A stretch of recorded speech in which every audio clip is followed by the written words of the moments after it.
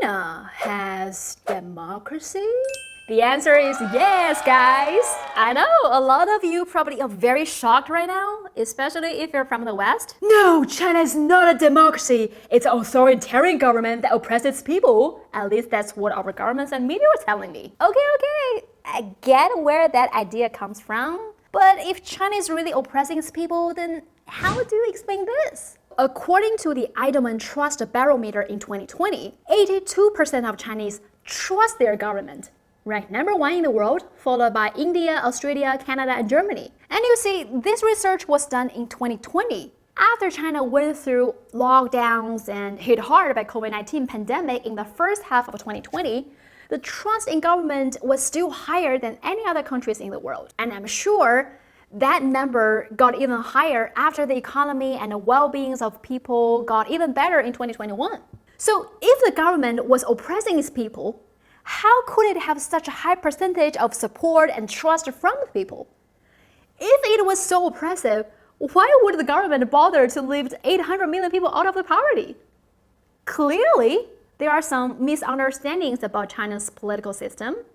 So, in this video, I hope to explain how the political system works here, what's democracy in China, and clear up some misunderstandings.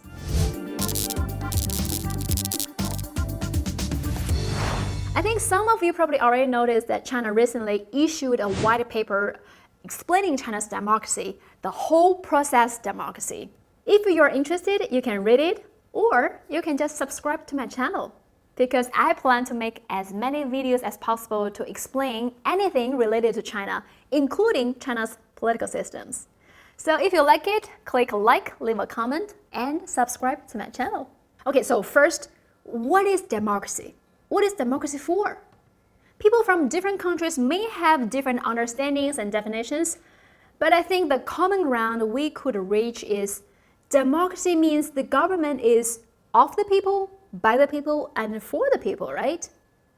In Chinese, democracy is 民主. Min means people. 主 means masters or the dominant role. So it's very simple. In China, democracy means people are at the center. Everything, every policy are supposed to serve the people, improve the well-being of people. That's why the full name of China is People's Republic of China. Our government is called People's Government. Our military is called People's Liberation Army. If you have read the history of China, you will know democracy has always been the core value of the Communist Party of China, or CPC in short. One of the main founders of the CPC, Chen Duxiu, was the earliest advocate for democracy in 1919 in China. During the New Culture movement, Chen promoted democracy and science, these two concepts from the much more developed Western countries. Democracy and science were even being referred to as Mr. Democracy and Mr. Science by Chinese at that time because they think these are the two greatest teachers from the West. During that time, Chinese embraced the idea of democracy and actually enlightened by that, and eventually that led to people stood up for themselves and overthrew the monarchy feudal Qing dynasty, and also fought with foreign imperialists.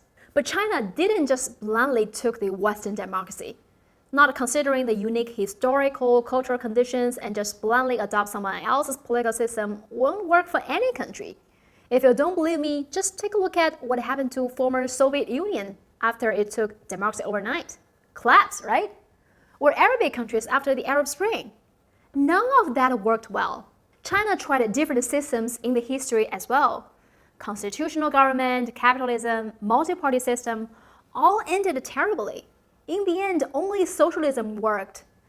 I can make another video about that part of history because it's really long and complicated history. But in this video, I want to focus on what's China's system like and how it could solve problems for 1.4 billion people.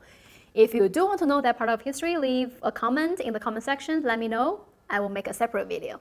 To understand how China makes sure people's voice could be heard, how the government responds to people's demands, you need to understand China's fundamental political system, the National People's Congress. That's the highest organ of state power.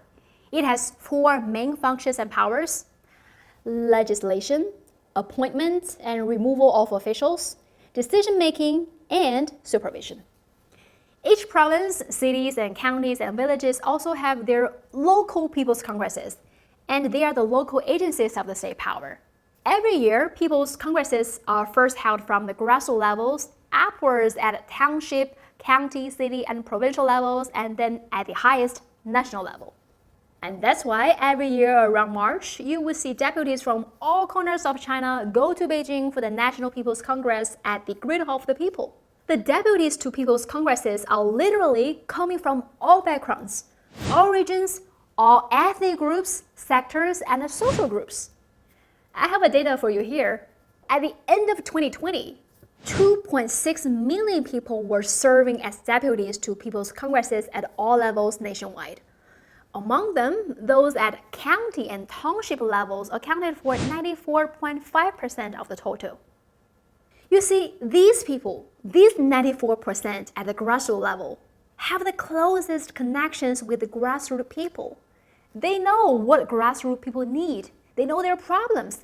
And these deputies solicit and submit people's suggestions and advice and report them to upper levels. Many of the motions and proposals put forward by deputies have been carefully reviewed and then included into policy decisions of state organs. During the political season in March, people would mention the word 2 sessions. The National People's Congress is one of the sessions. The other is Chinese People's Political Consultative Conference. And that's what I'm going to talk about next, because that's a distinctive feature and probably the strength of China's socialist democracy. Problems are solved through consultation. The system of multi-party cooperation and political consultation under the leadership of CPC is a basic element of China's political framework. In China, there are no opposition parties, but China's political party system is not a system of one-party rule. It's also not one in which multiple parties compete for power and govern in turn. No. It is a multi-party cooperation system in which CPC is the governing party, and there are also 8 other political parties function as its advisors and assistants.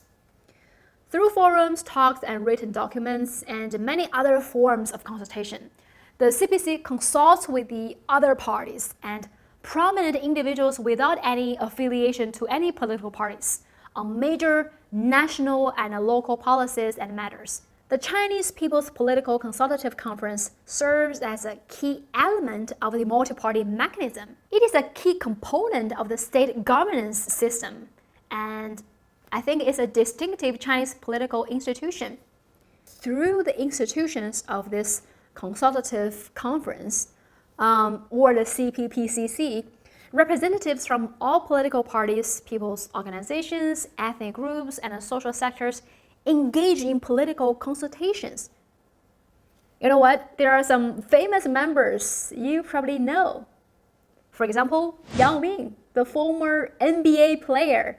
He is a member, and for the past few years, he's been an advocate for promoting sports, especially basketball, among the kids in China. Another one, Jackie Chan. He's also a member for more than 10 years. And in the past few years, he's been working on how to combine arts industry with poverty alleviation projects. This mechanism ensures that all the people can play a part in overseeing the work of government and forms China's own model of democracy based on the 2 sessions. This system can help it represents and fulfills the interests of the maximum number of people of all ethnic groups and social sectors. So, this is the 2 fundamental parts of China's political system. Actually, there are a lot more to explain about China's whole process democracy, but I think I will stop here in this video to make this video as simple as possible. I know it's not.